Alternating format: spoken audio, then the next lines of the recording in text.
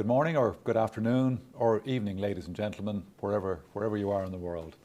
I'm Martin McAvoy. I'm a partner with Signium, the global executive search and leadership advisory firm. We've just established about 70 years ago, and our Irish office has just completed its 25th year of trading. We're really happy to welcome you to the fourth in the series of Signium interviews.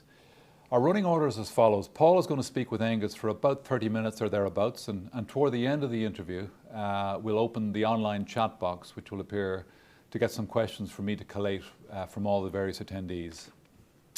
In terms of Aengus himself, a little bit of background would be useful. Aengus is a qualified chartered accountant with a bachelor's degree in commerce and a master's in accounting from University College Dublin.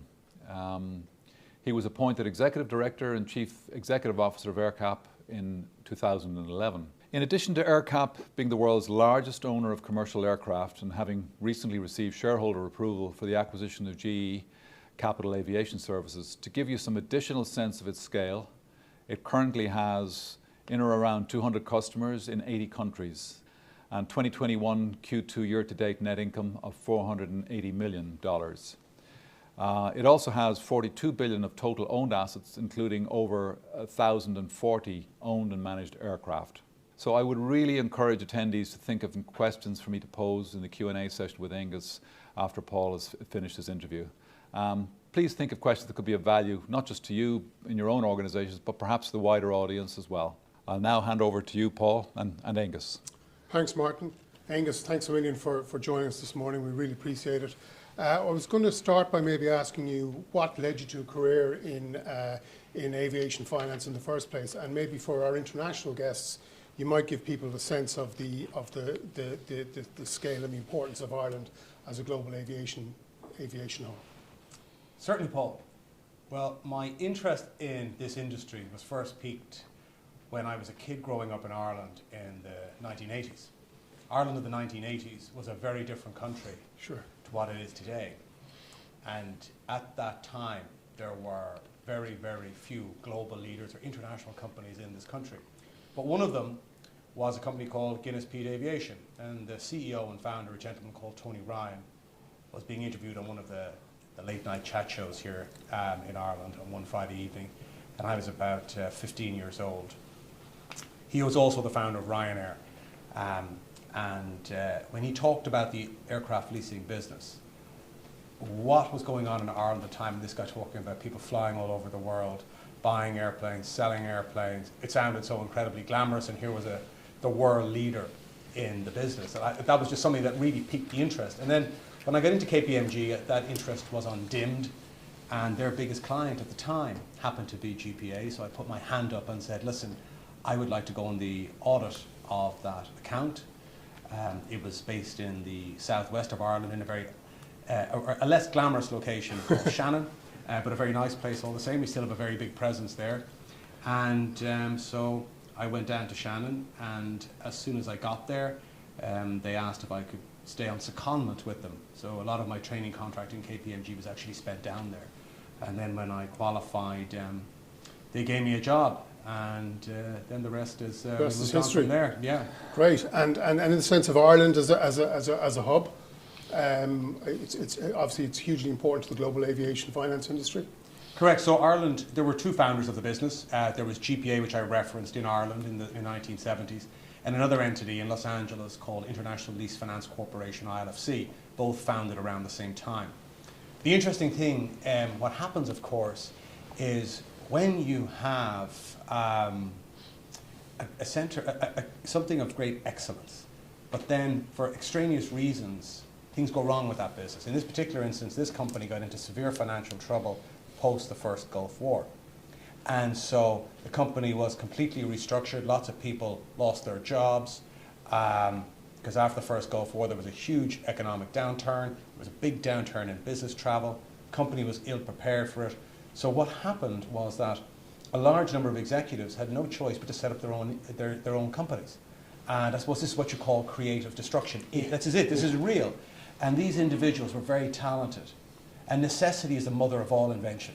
You only know how good you are when you have to do something. Sure. You don't know how good or how capable you are until your back's against the wall. Yeah. And so these individuals set up their own businesses or raise capital and set up their own businesses in Ireland. So there became this cluster effect out of one big one, became this cluster. And Ireland, allied to the tax rates, the education here, but really that nucleus of individuals who are very talented, set up their own businesses, was what drove Ireland to be the leader and now accounts for over half of all the world's airplanes are owned or controlled out of Ireland. Wow. And so then you started in Ireland, you went abroad in 2015, you brought AerCap back to Dublin, or to Dublin in the first place. And how has that worked out for you?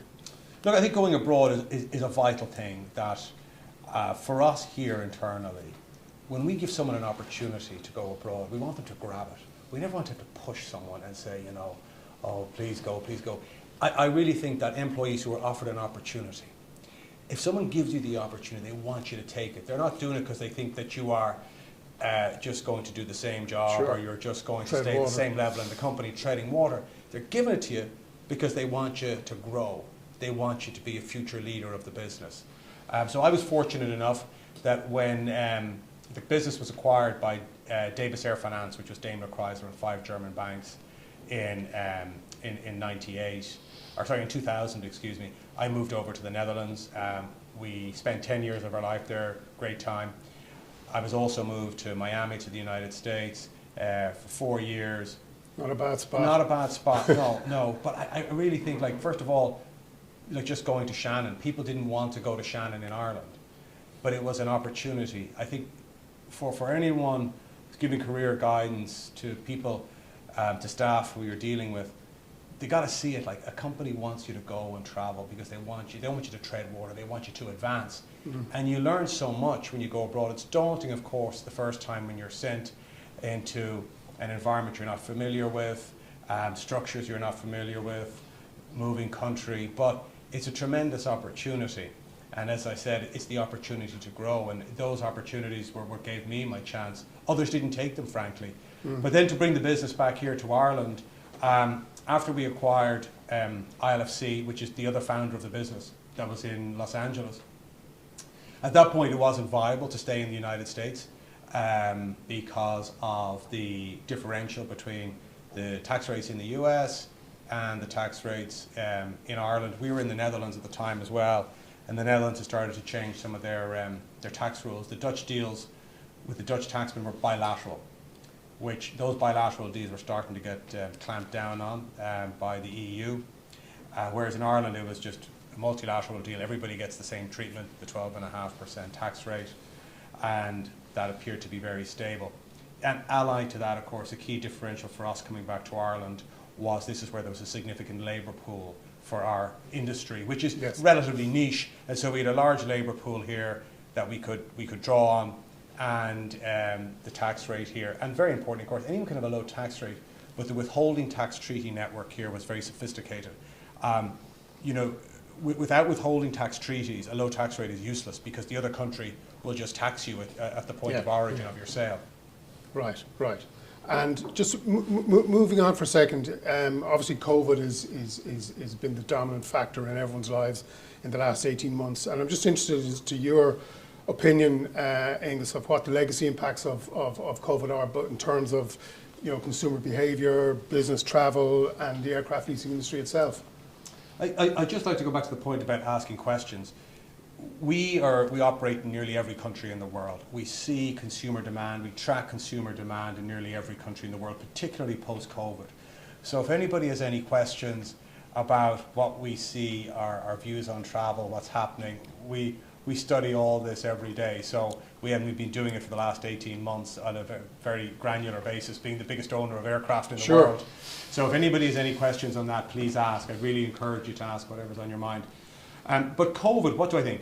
Look, it hit a few industries obviously incredibly hard, aviation being at the top of that list. So it was an incredibly challenging year for us as a business. But we learned from issues over the past, going back, as I mentioned, to the trouble that GPA got into after the Gulf War.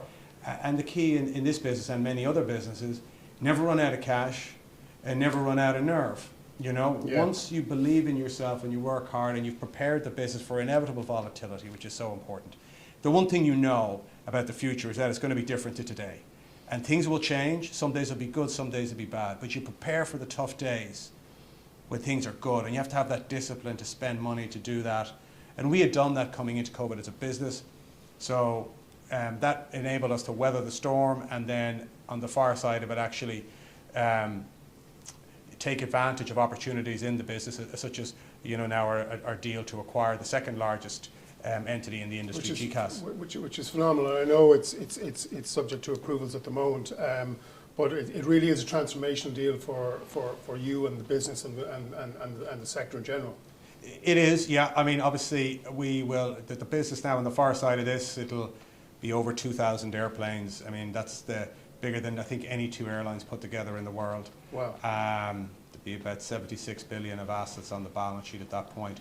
But I think, again, in this instance, what we had was we were able to deal with our own issues, which were severe, of course, 12, 18 months ago in the teeth of COVID.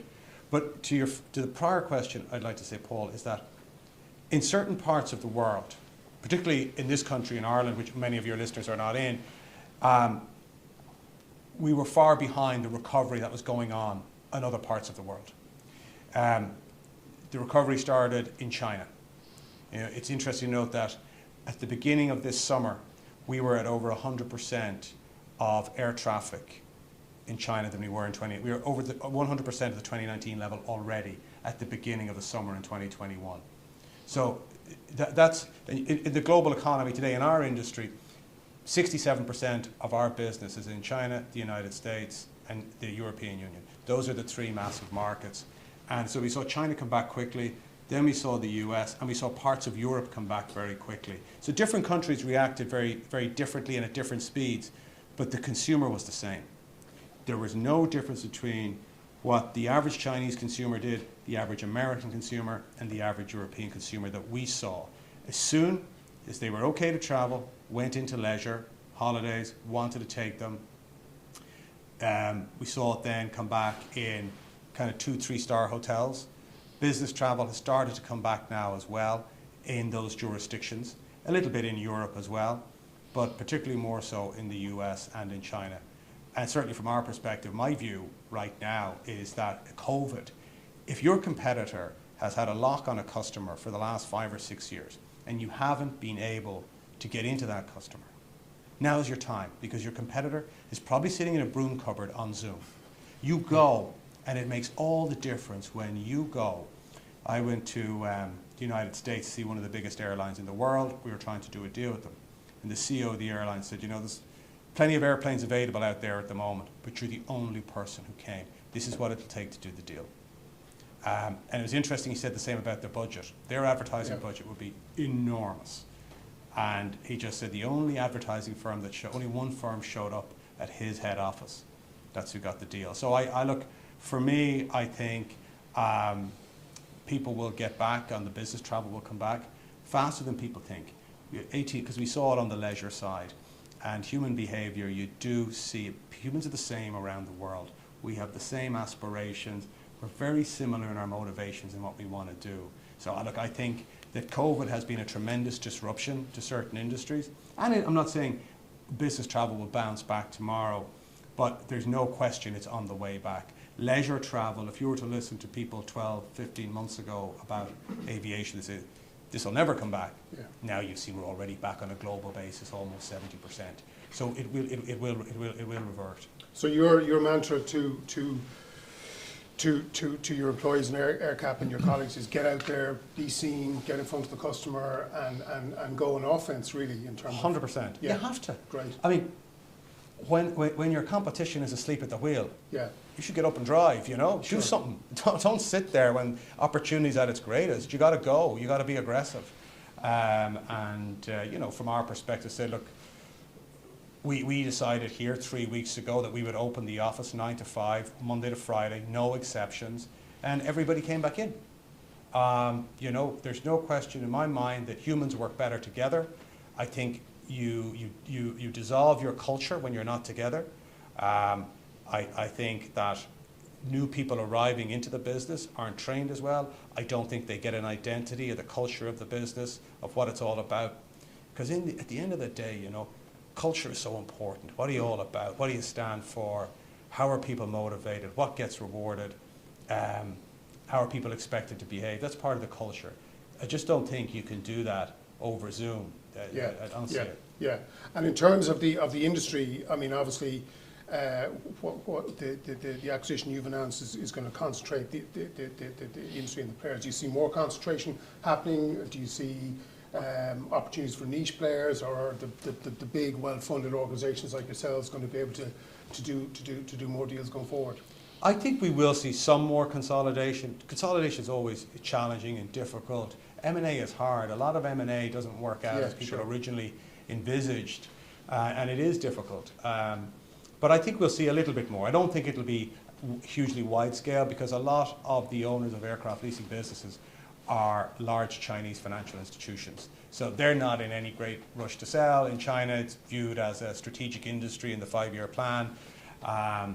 They're trying to build up their aerospace industry through building their own aircraft to eventually, at some point, you know, down the road, to challenge Boeing and Airbus, and then all parts of the value chain that go around supporting that. And one of those things is building an aircraft leasing industry also. So for that reason, you'll see a little bit of consolidation, but a lot of the bigger players now are no longer Western entities.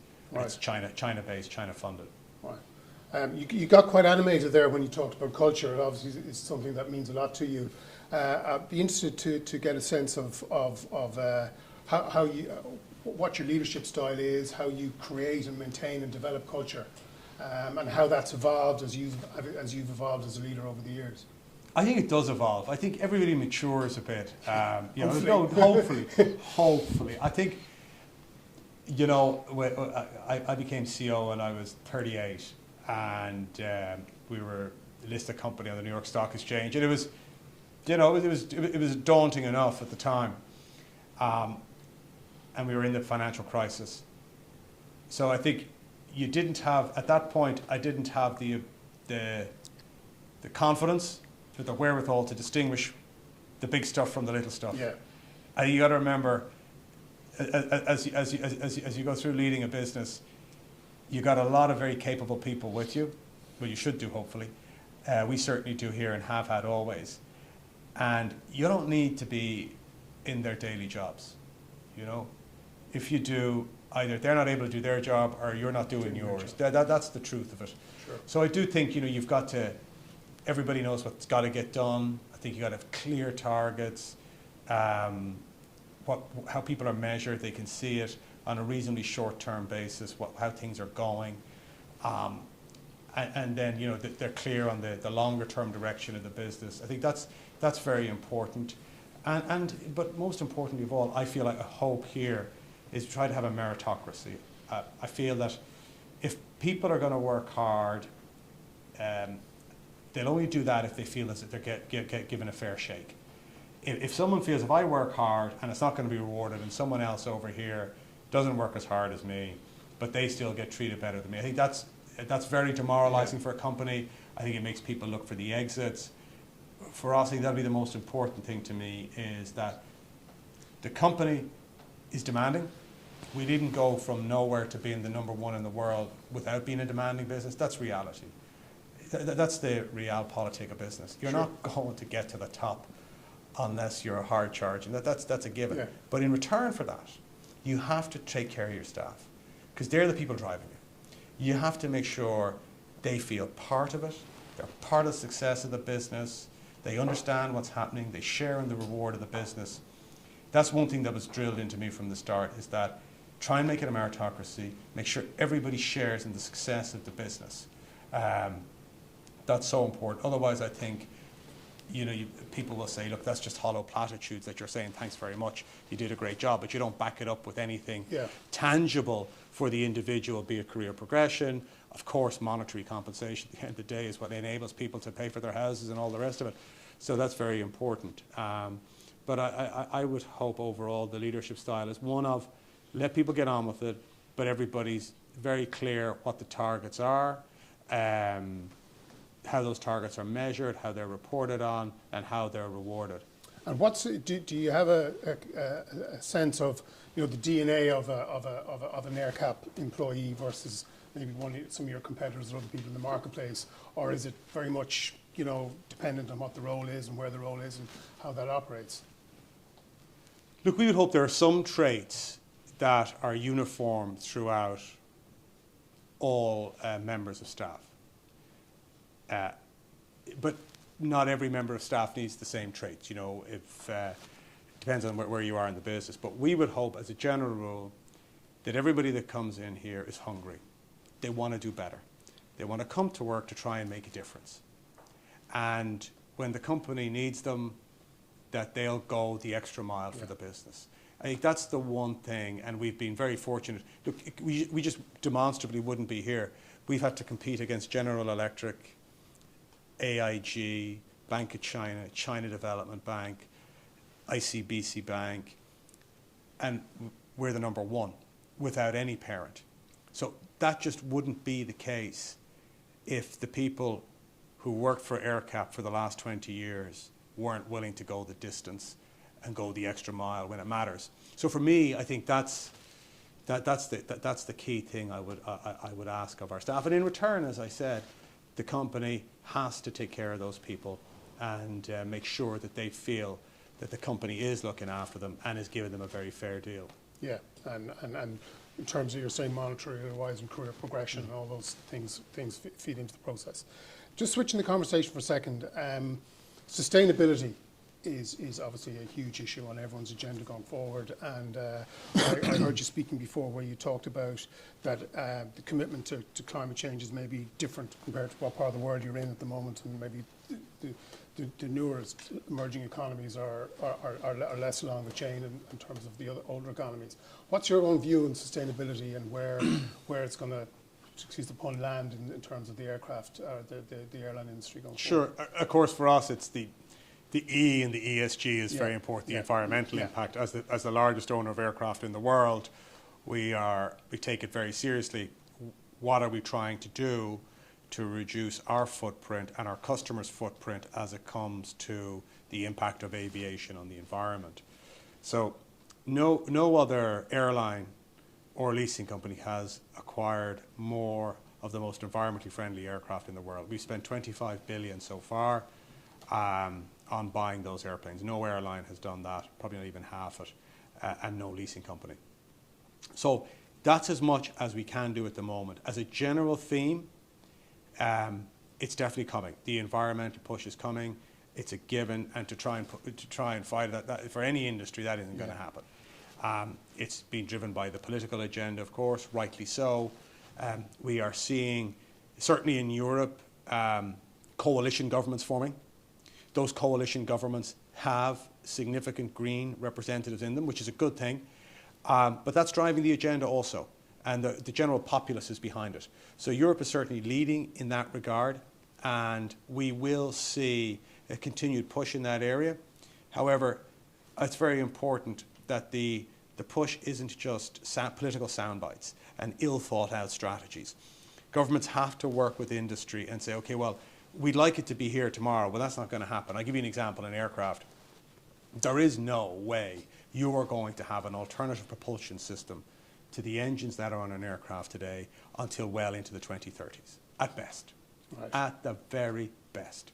You won't have electrical aircraft for large passenger stuff. You may have small ones flying around cities doing hops to the airport, but large-scale international traffic of over 100 miles, not going to be happening. And that's a reality. Now, what can we do? And the governments have to say, in the world, like, okay, we have sound bites, but then you have to sit down with the industry and say, what's realistic? What are the costs of it? We understand we have to get there, but we have to work together to do it. So I think a coordinated approach to it is vital. It's coming, though, and any player in any industry that doesn't think this is coming is fooling themselves, because we see it every day, given the industry we're in, which is in the spotlight when it comes to the environment all the time. And you're saying you see, at this stage, there's varying level of commitments to it. For sure, around the world, yeah. So, but it's coming. Yeah. In Europe, it's where it's being pushed the hardest. With the Biden administration coming in, it's starting to happen in the United States as well. Other parts of the world, when those two get behind it in China, other parts of the world will be forced to follow, because if they apply the same standards, because they don't want unfair competition, so they might say, well, if you're flying a less efficient airplane into our country, then there may be some penalty for that, because they may have forced their local carriers to have the most fuel-efficient assets, which may cost more money. So there'll be something like that, but it's going to take time. As I said, it won't happen overnight, but it's a trend that's coming. And like when a trend's coming, you certainly want to be, if you can help shape it, great, but you certainly don't want to be behind it or wait for it to hit you. So this trend is a long-term trend. It's not going, people when you read the media think, oh, the way we fly airplanes is going to change tomorrow. That won't happen.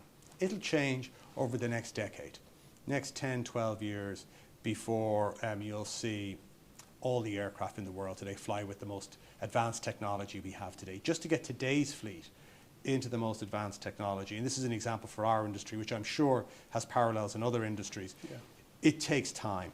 So it would take probably another decade, another 10 years, 2030, 2031, before we could say that the 80, 90% of the fleet that's then flying would have the most advanced technology. And do you feel, Aengus, that there's a sort of an unfair focus on the aviation industry in this whole climate change debate? Because I was reading Bill Gates' book on climate change recently, and I was surprised when he went through the various causes and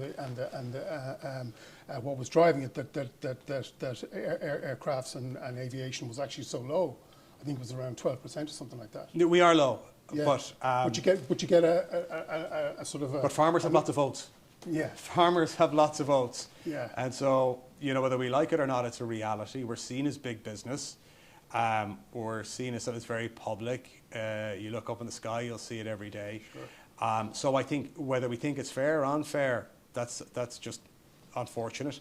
And you're right. There are many other industries that are have much greater impacts on the environment that don't suffer anything like the regulation or costs that we do. But that's not going to change, right? Unfortunately, and that's politics for you. Yeah. They're not going to tell their voters. They're not going to tell the voters that just elected them, well, you have to change your herd from dairy to growing whatever. Or we can't use the cement we've been using for the last 100 years. So, and another, if the whole sustainability, climate change is one megatrend, as you say, are there any other megatrends out there that you see affecting business globally or in terms of your specific sector? The world's moving east. Right. The world is moving east. It's not a North Atlantic world. It still is a North Atlantic world, in fairness, but over time that's dissipating. A very interesting chart we put up sometimes is if you looked at global daily air traffic 30 years ago, you'll see a lot of it focused between Europe, North America. You look at 20 years ago, it starts to move east. You look at it 10 years ago, it's moving further east. Today, it's moving further and further east. So that's a mega trend that's there. Again, there'll be bumps along the way. There's no question. Will all those emerging markets make it? I suspect not. There'll be social unrest. Things will go wrong. But directionally, is China's rise unstoppable? I think so. Over a 30, 40-year period, I'm sure there'll be bumps along the way. But until you go to China and spend a good bit of time there, it's hard to just communicate the scale of it. Now, there's a lot of things they have to get right to pass out the US economy. It won't be easily done. But I do think that's inevitable, and I don't think it's a bad thing. I think we just have to make sure we all get there in relative harmony, which is very important. In terms of China, there seems to be some sense at the moment that it's maybe withdrawing or not withdrawing, but being less open in terms of how business is done. And you've had the Jack Ma situation and other celebrities, being their reins being pulled in. Do you see China changing in that regard, or would you have any concerns on that? I wouldn't. I think, look, what we're doing is we're looking at the world economy, how it's evolving, where the big global centres of the world economy are going to be. And I just think as we plan our business over the next 10, 15 years, when you talk about those mega trends, China is going to be an enormous force of that growth. For example, I think it's about 25% of everything Boeing makes goes to China. or supposed to go. It's on order. It has to be delivered. We have trade issues right now. Right. That's the biggest manufacturer in the United States, biggest exporter in the United States. Same for Airbus, General Electric, all these companies. So we all have to get along. And do you and your senior leaders spend a lot of time in China? Do you? I mean, obviously you go there as part of your course of business, but are there active programs to get executives from Europe out to learn about China and what's happening there?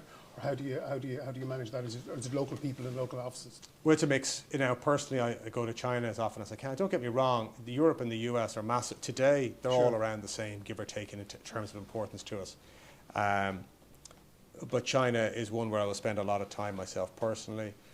We have our own offices in China, and that's mainly staffed by Chinese citizens. But then we have other people who are in and out of China all the time from other nationalities too.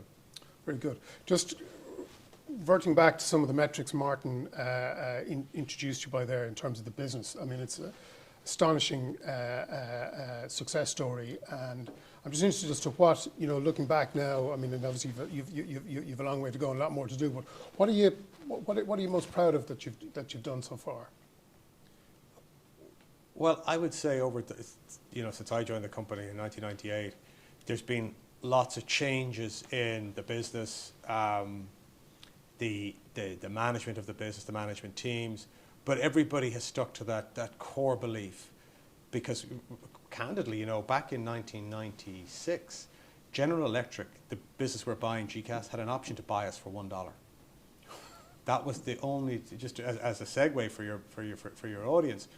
When GPA got into trouble in 1992, Jack Welch came to Ireland and said to Tony Ryan, who was the founder of Ryanair, he said, Tony, I'm going to buy about $8-9 billion, $10 billion of airplanes off you. But I'm not going to buy your company because I think you're going to go into bankruptcy. But in case you ever make it, I want to have an option to buy you for $1 in perpetuity.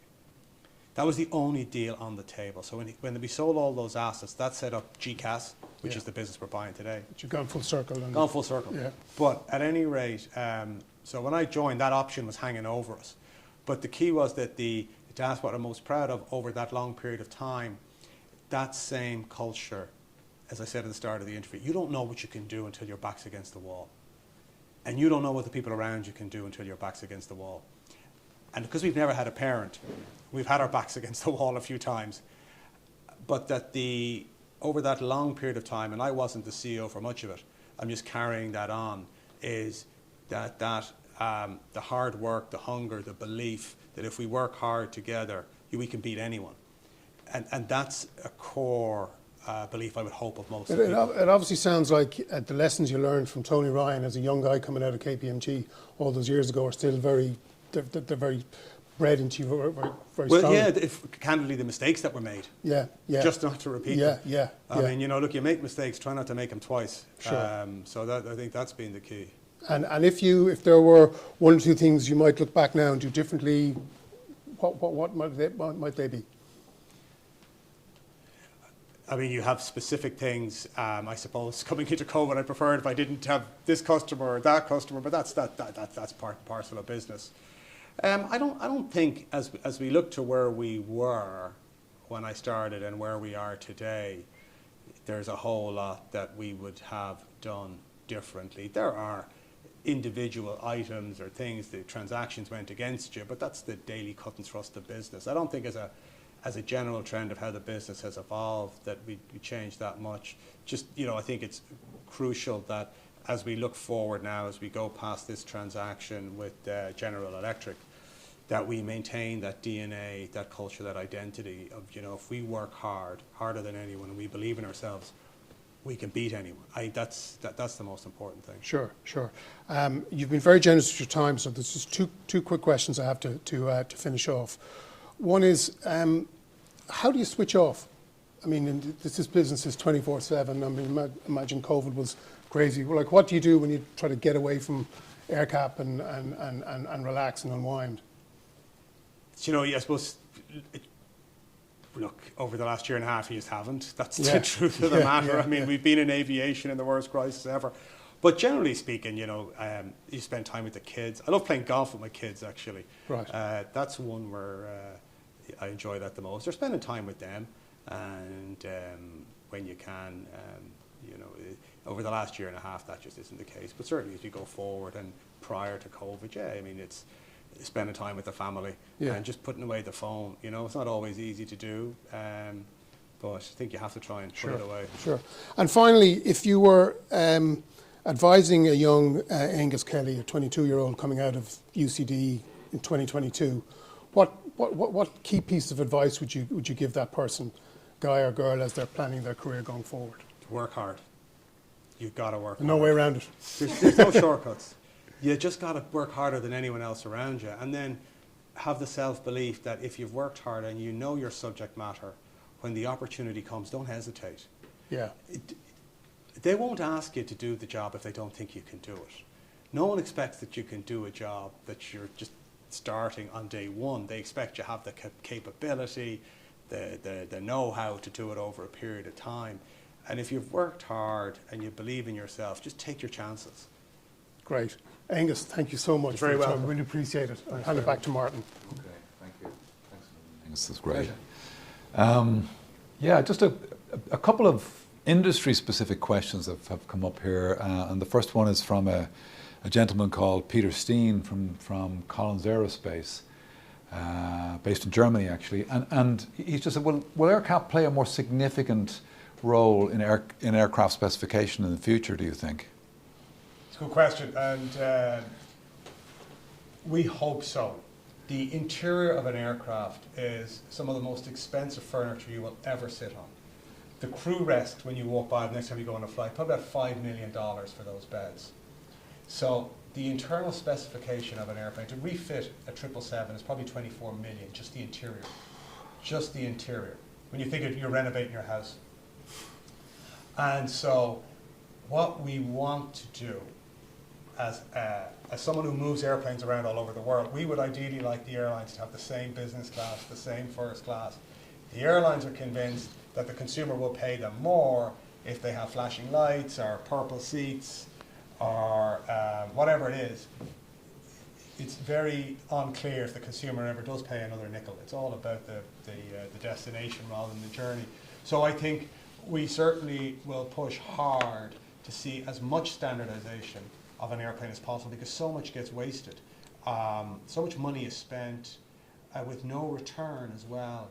And you know, we'll give an airplane to someone for 12 years, might have spent, in that example, a big airplane, over 20 million on the interior. Like that 20 million, that could be, like a lot of that could stay on for the next guy, but they insist on tearing it all out, and unions have a big impact on that actually as well, because unions will say, well, the phone, I have an instruction manual, and the phone, the internal phone on the airplane is on the left-hand side of the bulkhead. On this one you're giving me now, it's on the right-hand side. I'm not going to answer that phone. Right. That's what happens. That's right. actually what happens in some of these airlines that have real issues with unions. And then to move the phone to the other side might cost 50 grand. Yeah, yeah, for no material difference. Yeah. Okay. Okay. Second question's from a chap called Dirk Steffes, who from Radia, again in Germany. And he asks, how do you see the development of e-fuels in your industry, both in terms of costs and availability? So e-fuels, we're talking about electric vehicles or SAF, Sustainable Aviation Fuel. No, electric power first. The driver for electric-powered flight will come from the automobile industry. In aviation, Boeing and Airbus only sell, for the last 20 years on average, they might have sold about 1,600 airplanes a year between them. That's it, right? Now, they're very high-value items. But in the car industry, it's so much bigger. It's enormous. It's many multiples the size on the manufacturing side, the OEM side. So there's massive R&D resources. So the advancements in electrical propulsion have come from the automobile industry. But the automobile industry, from their perspective, once you get to around 400 kilometers, if the battery can reliably do that, the benefits of going beyond that, the R&D, are very limited. You're not going to be able to sell more cars, because that services 98% of your customer base. So the aviation industry just doesn't have the wherewithal to push that to 3,000 nautical miles. So So what we will see on the electric side, and that's why for the next 10, 15 years, I suspect, is that we'll see improvements, advancements in it, but it'll be limited to very small craft. Yeah. So it could be that in 7 or 8 years' time, you will be able to take an electric taxi, short distances around large urban areas. I think that's, but to have batteries on long-haul aircraft, that's highly unlikely to happen anytime, actually, I think at all.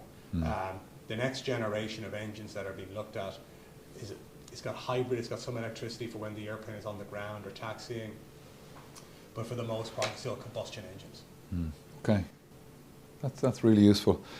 We have a question in here from a Chinese partner, Alex de Freitas, I think is based in Shanghai, and he mentions here a recent Reuters report suggested the forecasted demand for aircraft in China will be for 8,700 new planes over the next 20 years.